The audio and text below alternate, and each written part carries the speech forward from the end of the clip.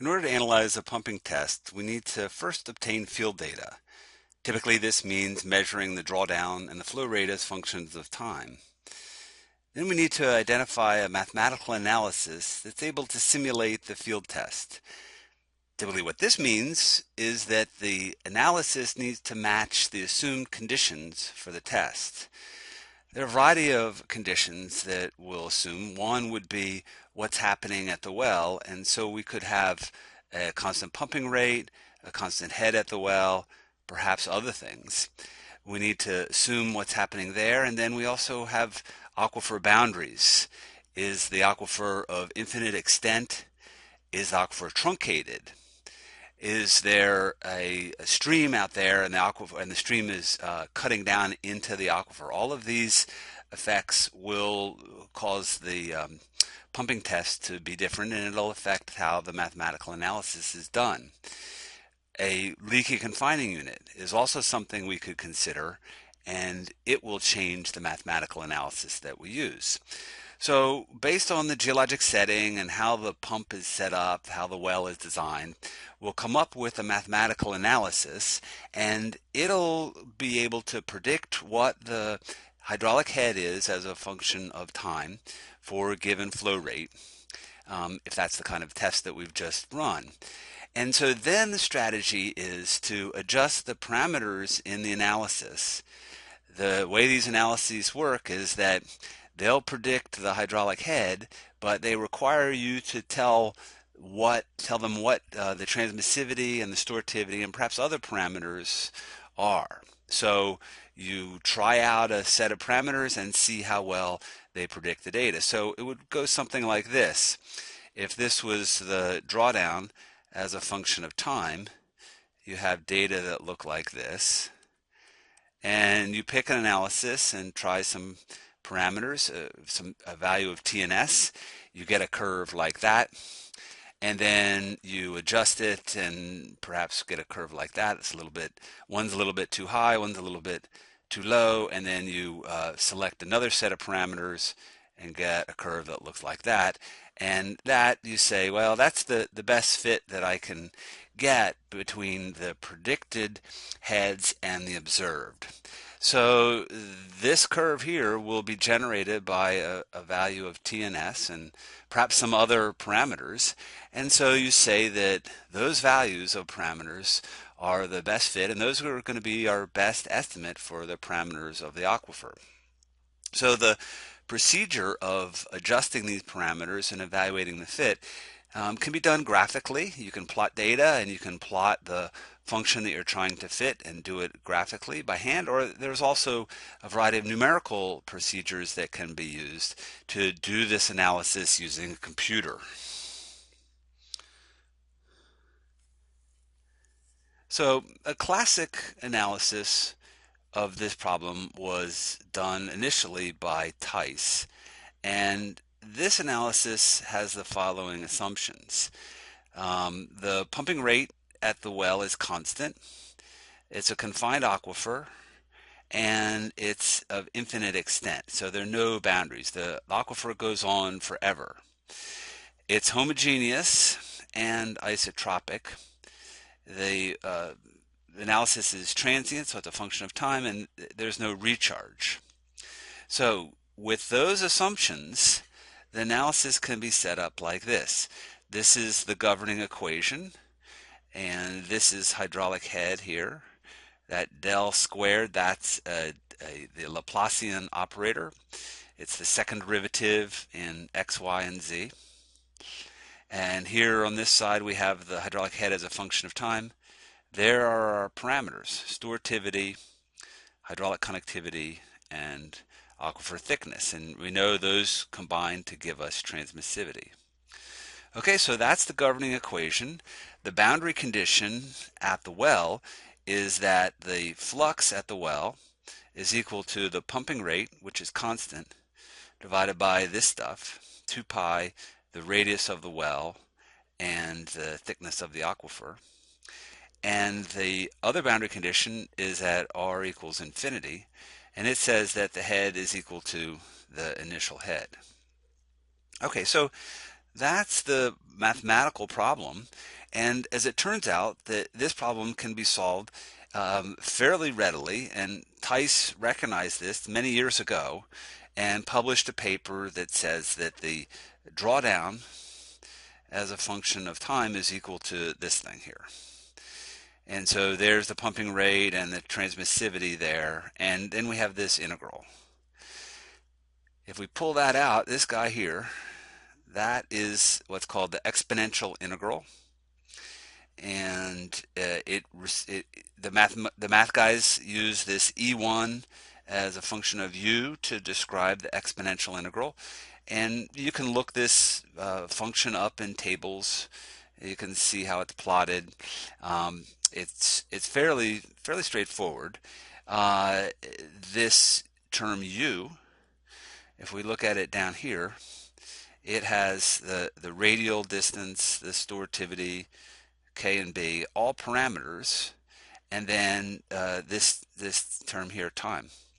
So we can think of u as a function of time and as a function of the radial distance. So this is how we could plot the drawdown as a function of time or as a function of radial distance.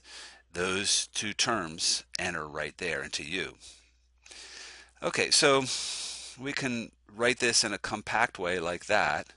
So drawdown is a function of these constants and this exponential integral that's a function of u, and that's where we have the time and the radial distance. So that's how the math guys would describe how to solve that problem. What was done, what Theis and the people that came after him did, was to say, well, this exponential integral, maybe that's a little bit scary, and so we'll call that, instead of E1, we'll call it W, and that is a well function. Okay, so this term W is describing how the well is behaving as a function of time and as a function of space. And there's the U, same U that we had before. And one way that we can think of U is if we take 1 over U, we get this. And here we have time, and this block of terms here, that has units of 1 over time. So this whole term here, 1 over u, can be thought of as a dimensionless time, as time, the actual time right here, scaled to these parameters of the problem. And so this is called a dimensionless time, and these well problems are often written as a function of dimensionless time.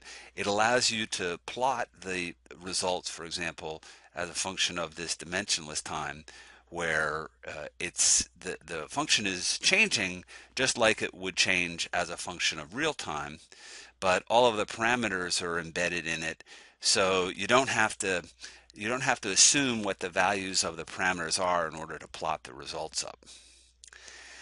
Okay, so if we take all that in perspective, we have this W as a function of u, and we can think of that as W as a function of 1 over the dimensionless time, and that's the well function.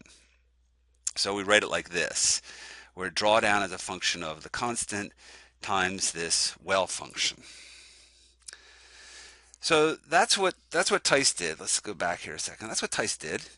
And this is something that you can readily use to fit data. So this function here, this WU, it looks kind of like that. And if you plot up drawdown as a function of time, if you plot up data from well tests, it kind of looks like that too. And so you can adjust the parameters and get it to fit. The problem with this is, though, that in order to evaluate this function, you really, well, it's possible to do it graphically, but it's much easier to do it with a computer. So if you're using a computer, you can readily do this fit and get a fit like I'm showing here. But it's a little bit tedious by hand, and so actually that ended up being a fairly serious problem, because back in the day when Theis first suggested this, the computers hadn't been invented yet, and so they were doing this with slide rules, and calculations really of any type were quite tedious. And so what happened was this guy Jacob recognized a few years later that this exponential integral could be approximated in a way that was a lot easier to evaluate, and really it lended itself in a much better way to graphical evaluation and to evaluation just by simply plotting it up and fitting data by hand. And that was much easier back in the day, and it still is easier and can give quite good results. And so this is an analysis that I think would be worthwhile learning, and it's what we'll use to analyze the pumping test that we do, at least at first. So here's the way Jacob analysis goes. So there's U to refresh your memory. And as it turns out, if you go and look up this exponential integral in a math handbook, what you'll find, and what Jacob found, was that it expands out like this. So this function has what's called a series expansion that looks like this. So there's U, and then you have these factorial expressions. And this thing here is called the Euler number. So it's just a constant.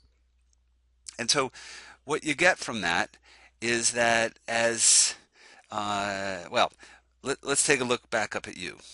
As time gets bigger, then U gets smaller. So as our test goes on and goes longer and longer, U will get smaller and smaller. And so the way this series is going to work is that if you take a small number and cube it, you get a number that's smaller than that number when you square it. So this number here, as U gets smaller and smaller, that number will become much smaller than that number. And at some point, we'll say, well, we can just ignore that. And then as time goes on further, U squared, it gets to be much smaller than U, and we can ignore that one. And then as time goes on further, U gets much smaller than the log of U, that's the natural log, and we can ignore that.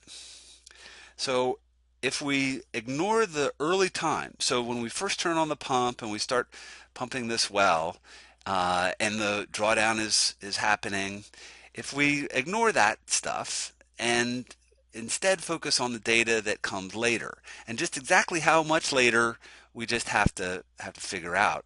But what'll happen is that the longer we go, the more that this problem will end up, the more that basically this term here will start behaving like that. Okay? And as it turns out, for many practical situations, you don't have to wait very long before this is a good approximation of the overall well function. Okay, so that's going to be pretty helpful because this is just the natural log, and that's a lot easier to evaluate than this exponential integral. So what we'll do is say, okay, we're going to forget about that early time, and we're going to analyze the late time in the pumping test, and then the exponential integral can be approximated like that. So we use, it's approximately equal, but we think that it'll be close enough so that we'll be able to get a good analysis. All right, so now what we do is say, well, if this is true, then I'm going to write that as log of 1.78 because this is just a constant here, this gamma, and that's given up here, 0.577. So the natural log of 1.78 equals 0.577 and so on. So this term there goes to that term. And then I can combine these logs. So that is written like that. And then I can go back up here and get U. and substitute it in, and that's what I get. Okay, so we have this exponential integral well function, and the real clever thing that Jacob did was to recognize that that could be approximated by the natural log of this stuff. And this is all stuff that we know. There's the transmissivity, well, that we either know or that we want to find out. So there's transmissivity, there's time, there's the radial distance where we're making the measurements, and there's sortivity. Okay, so that's the basis of the Jacob analysis. And we go and plug it back into the function of that gives us the drawdown, and so there's drawdown as a function of that stuff we just saw there, and then we have this constant out in front, the pumping rate and the transmissivity. Okay, so here's what we do. The natural log, that's pretty easy to evaluate, but the base 10 log is more common. And we want to use log graph paper, and so most of the graph paper that you have, if you go and plot log axis in Excel, for example, then it uses base 10 log. So we want to switch this from a natural log to base 10, and the natural log is equal to 2.3 and change times the base 10 log. So this guy can be changed to that guy, where we just change from a natural log to a base 10 log, and the only difference is that we pick up this factor of 2.3. Okay, so that's pretty straightforward. And then what we're going to do is write out this. That's going to be that just the log term. When we have this argument here on the inside of the log term, we can write that like this. We can write that as log of time plus log of all the other stuff in there besides time. So 4t over 1.78 r squared s. Okay, so we've just expanded out this term, and that's what we get here. That's what the next equation is. This 2.3q over 4 pi t, that comes along for the ride in both terms. All right, so now the next step, and once we do this next step, we'll pretty much be there. If we take the data and plot it up on a semi-log graph paper, so we're plotting the time axis, the x-axis, on a log scale. So if we do that, then this function here has the equation of a line. And here, this is the equation of a line. This guy here, the intercept, that's b. This guy here, that's the slope. We'll call that m. And log of time is just now x. Okay, so if we plot the data up on a semi-log axis, then we get this straight line. Well, remember back a couple videos ago when we plotted up data, it looked like this. If this was log of time, and this is drawdown, we saw that the data kind of looked like this. Remember the color screen where we saw the colors changing around the pumping well, and then there was also a graph that was proceeding, and it went up and kind of leveled out like that. This part here was a straight line when we plotted it as a semi-log, and that's the same straight line that we're saying here from the Jacob analysis. Okay, so here's the real beauty. If we fit this part of the data with a straight line, then we determine the slope, and m is the slope. So the slope of that line from our data is equal to this. And that equals, if I just then combine these numbers, that equals that.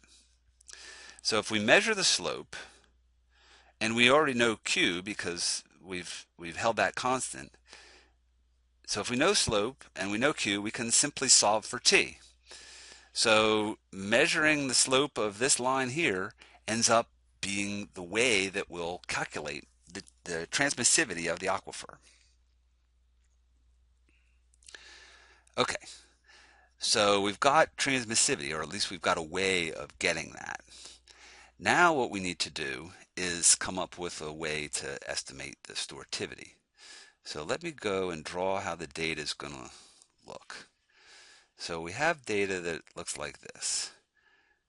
This is what is going to happen. So this is now log of time.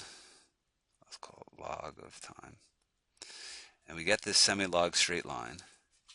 And when the data start to become a semi-log straight line, then the Jacob analysis applies.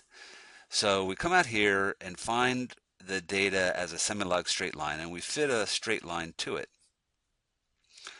We take the slope, and that allows us to get t. And then what we do is extrapolate this back to here, to the point where the drawdown is equal to 0. Okay? And that'll give us a particular time. We'll call that t sub 0.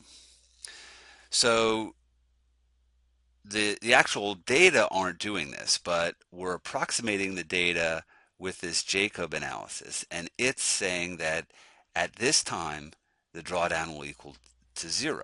So we come back here and say, okay, well, what has to happen to this analysis so that the drawdown is equal to 0 when the time is equal to this t sub 0? Well, the answer is that this guy here, the log of 1 is equal to 0. So if we put a little t0 there, when this term here is equal to 1, then the log is equal to 0 and the drawdown is equal to 0. Okay, so what we have to do is then find out what happens here. So that is the condition for the drawdown being equal to 0. And we know everything here. We know that. We know t sub 0 because we measured it off the graph. We already know transmissivity because we just calculated that from the slope. R squared is the radial distance of the monitoring well where we're making the measurement. And so we know everything but S. So we solve this one for S, and we get that. And then what I did just to make things a little bit easier is I combined these numbers. 4 divided by 178 is that number. So that gives us now two equations for T and S, and that's shown here in the green box. So the strategy is take the data, plot it up, fit a straight line to the late time data that's creating a semi-log straight line. The slope of that we use in the first equation to get transmissivity, and then the t sub 0, the intercept, the place where the time where the line that we've drawn intersects the drawdown of 0, that's used to calculate the storativity. Okay, so once we have done that, we've calculated T and S, then we can go back and use the Jacob analysis to predict the drawdown. And there'll be two ways that we'll do this. If we fix this guy, fix the radial distance, and then let time vary, that allows us to calculate the drawdown as a function of time at a point. And this is typically going to be called a type curve. So drawdown as a function of time is a type curve. And then if we fix t and let r vary, then what we're doing is we're getting the profile of the drawdown at a particular time. And that's shown here in this second graph. And so this is at some time, I'm not sure what it is, but at a particular time we have the drawdown as a function of the radial distance. So this would be the profile of our cone of depression right here. And both of those curves are developed from the Jacob analysis, and we can plot them up once we've determined T and S. Okay, so this ends up being quite a handy prediction tool, because once we've determined T and S, we can now predict what the drawdown is at a particular time. What the drawdown is as a function of time at a particular point, and what the drawdown is as a function of space at a particular time. Okay, so now we want to take the next step and analyze what happens after we shut the pump off. And that will allow, when we shut the pump off, then the water levels will start to rise and the system will approach the equilibrium. It'll go back to the original conditions. And so we're measuring water levels then, and it would be nice to be able to use those data as well. So as it turns out, we can do a simple little trick to take the Jacob analysis that we've developed for pumping and use that analysis to analyze the recovery of the well. And so here's the way it works. This is a pumping test here, this plot, that shows the flow rate as a function of time. And you can see it's got this this rectangular step to it. So the pumping period is shown here, and we pump for a while at a constant rate, and then at time t1 we shut the pump off, and then that's followed by the recovery period. Okay, so we can think of this step-like behavior as really the addition of two types of systems. One is shown here, and I call it regular Jacob. This is pumping at a constant rate as a function of time. We start off at time equals 0 and we just keep pumping. And so this is the formula that we saw earlier, and it says that the drawdown just keeps going. But at some point we shut the pump off. And so what we do then is we generate another analysis, and this is going to be done with the Jacob analysis, but instead of starting at time equals 0, we started at time of t1. And instead of having a positive pumping rate, we have a negative pumping rate that's equal in magnitude to the positive pumping rate. Okay, I'll show you how to describe this with the Jacob analysis in just a second, but the interesting thing here is how this works conceptually, because if we take this and we add to it this, then in the beginning this second expression here doesn't do anything, but once we reach t1, the negative flow rate offsets the positive flow rate and causes the flow rate, the net flow rate, to go to 0. So if we take this and add to it this, we end up getting the original step-like thing that we're talking about.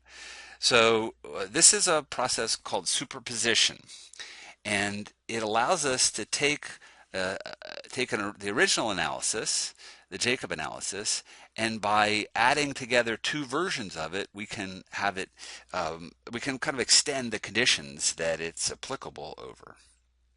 So here's the way it's going to work.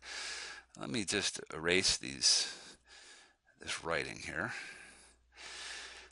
Okay, so here's the way it's going to work. This is the drawdown during recovery, and this first term is just the regular Jacob expression. That's what we saw on the previous page.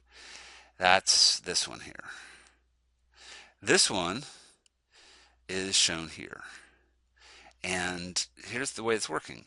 It's a negative flow rate, so we have a negative sign there, and the time starts at t1.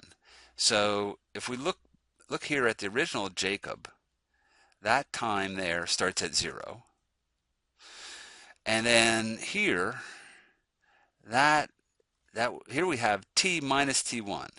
So in this case, when the time equals t1, this whole thing equals 0.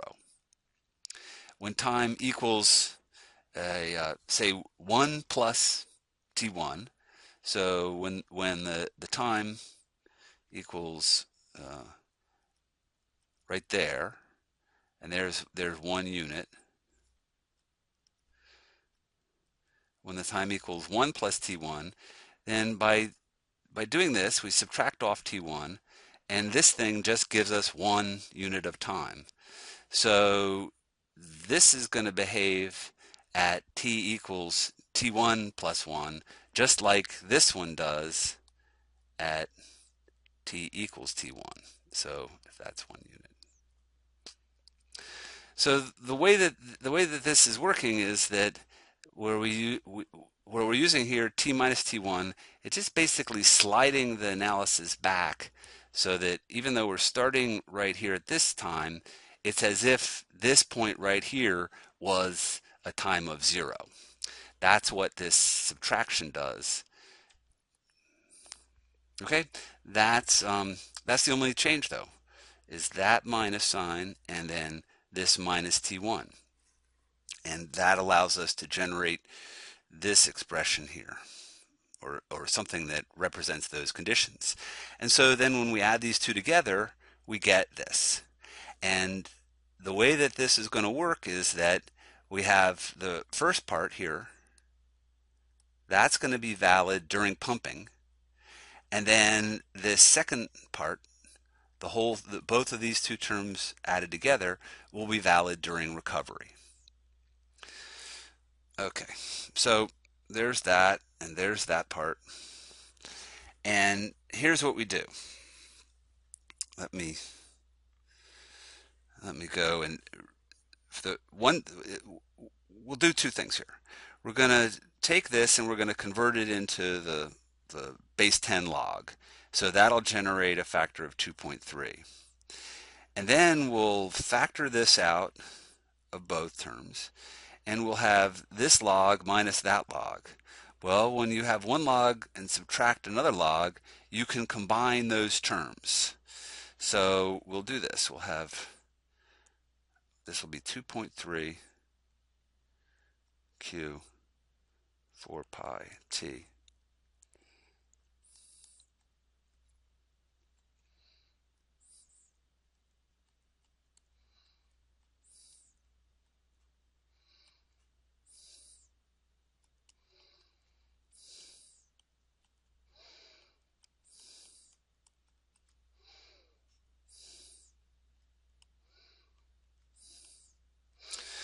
And then we'll combine these two together, and I'll do that over here. So that's 2.3 q 4 pi t.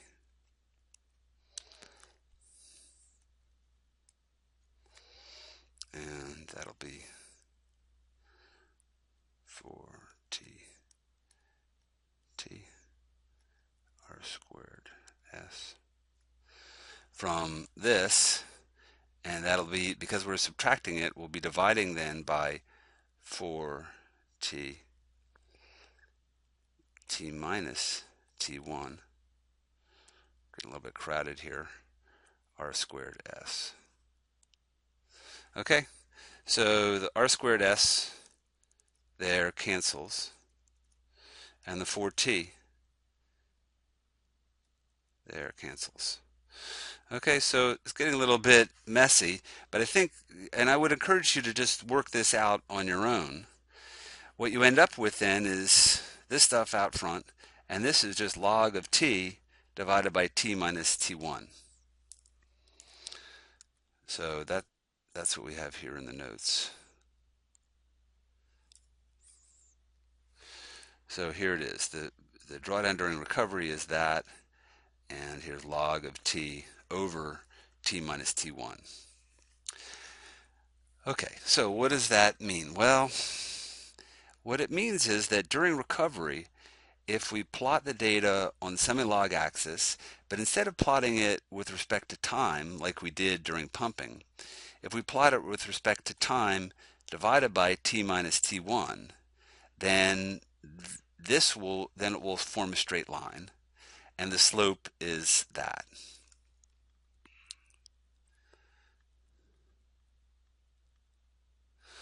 So here's how you do it. This is the data, the drawdown data during recovery as a function of t minus t1. So remember, that's the regular time, the time since pumping started, and t1 is just the time when the pump was shut off. And so what happens when you plot the data up is that right after you shut the pump off, t minus t1 is a small number compared to t, and so this ends up being a big number. So right when you shut the pump off, the drawdown is up here, plots up here. And then as time goes on, and that makes sense because right when you turn the pump off, the drawdown will be fairly large. And then with increasing time, the drawdown decreases, t minus t1 gets bigger, so this whole thing gets smaller. So as time increases, the data start plotting down like this.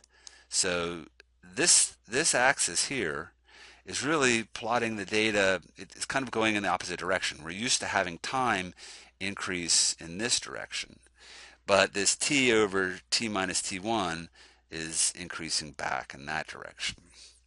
So the procedure, though, is to just calculate what this is, plot the data up, and fit the line to it, get the slope, and then the slope is going to be equal to this guy here. And so you know what Q is, and you can use it then to solve for T. So the recovery data gives you another opportunity to solve for the transmissivity.